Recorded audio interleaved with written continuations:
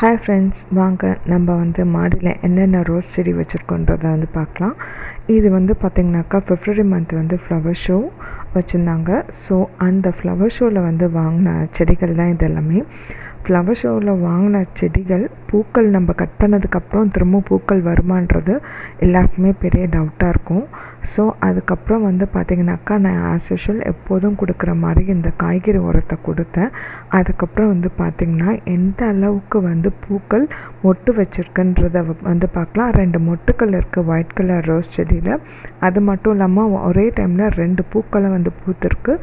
பக்கத்துலேயே பார்த்திங்கனாக்கா red colour ரோஸுமே பூத்து குலுங்கியிருக்கு. ஸோ அந்த ஒரு பூ இருக்குது, ஒரு மொட்டு இருக்குது.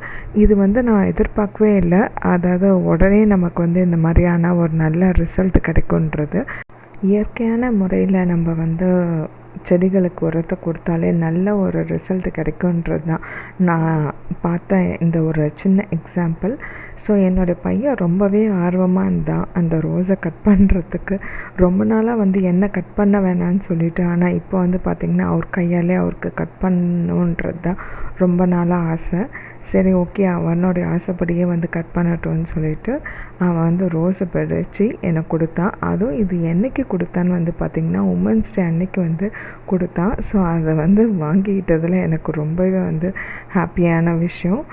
இதில் பார்த்திங்கனாக்கா ஒயிட், ரெட், பிங்க்கு, பட்டன் ரோஸில் ஒயிட் அண்ட் ரெட் இந்த மாதிரி காம்பினேஷன்ஸில் தான் வாங்கியிருந்தேன்.